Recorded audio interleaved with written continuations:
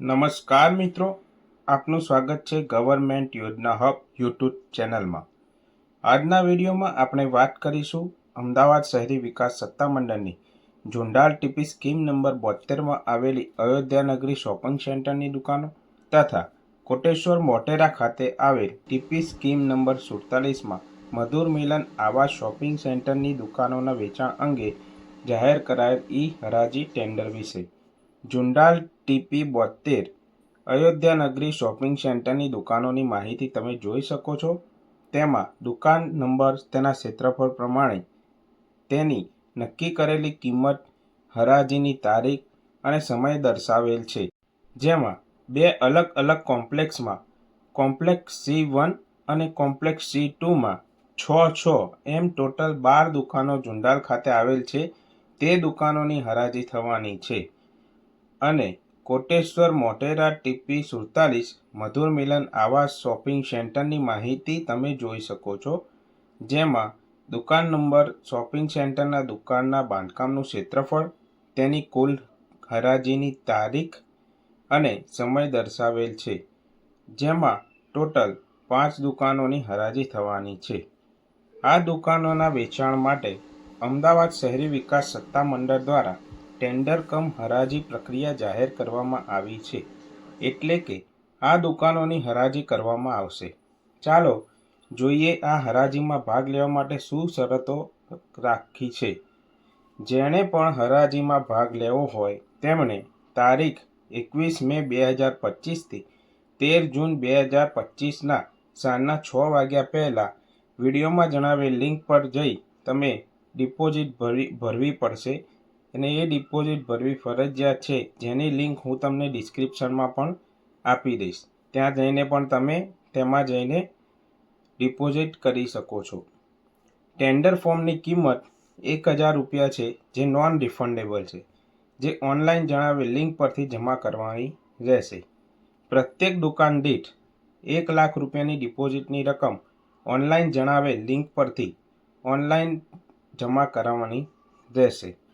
દરેક દુકાન માટે અલગ ફોર્મ ભરવું પડશે અને જો તમારે 2 દુકાન લેવી હોય, એટલે કે 2 દુકાનોમાં રસ હોય, તો 2 ફોર્મ અલગ અલગ ભરવા પડશે, એટલે કે અલગથી ભરવા પડશે। હરાજીમાં ફોર્મમાં દર્શાવેલ દુકાનની કિંમતથી બોલી શરૂ કરવામાં આવશે। હરાજીમાં તળિયાની કિંમત ઉપર 10,000ના ગુણાંકમાં ઓનલાઈન બિડ ભરવાની રહેશે। હરાજીમાં વિજેતા બોલનારે કુલ રકમની 10% રકમ હરાજી થયાના 10 દિવસ ઓનલાઈન પેમેન્ટના માધ્યમથી જમા કરાવવાની રહેશે અને બાકી 90% રકમ 90 દિવસમાં ભરવાની રહેશે। અને જો આ પૈસા ભરવામાં વિલંબ થાય, એટલે કે વાર થાય, તો તેના પર 1% વ્યાજ લાગશે। જો સમય મર્યાદામાં રકમ ન ભરાય તો ડિપોઝિટ જપ્ત થશે અને ફાળવણી રદ થશે। હરાજીમાં જે લોકોને આ દુકાન મેળવી શક્યા નથી, એટલે કે અસફળ રહેલા અરજદારની ડિપોઝિટની રકમ હરાજી પૂરી થઈ ગયાના 45 દિવસમાં તેમને વગર વ્યાજે પાછી આપવામાં આવશે, પરત આપવામાં આવશે।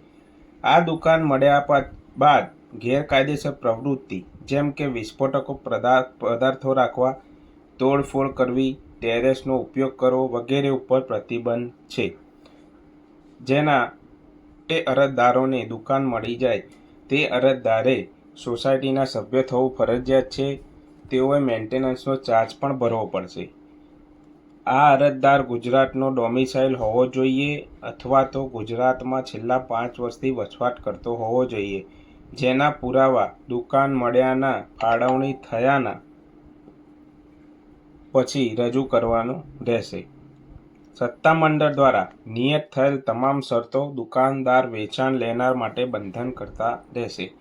ફાળવણી અંગેની નીતિ નિયમો, ધોરણો વગેરે સંપૂર્ણપણે સત્તામંડળના નિર્ણયને આધીન રહેશે અને તે સંબંધે સત્તામંડળનો નિર્ણય આખરી ગણાશે અને તમામને બંધન કરતા રહેશે।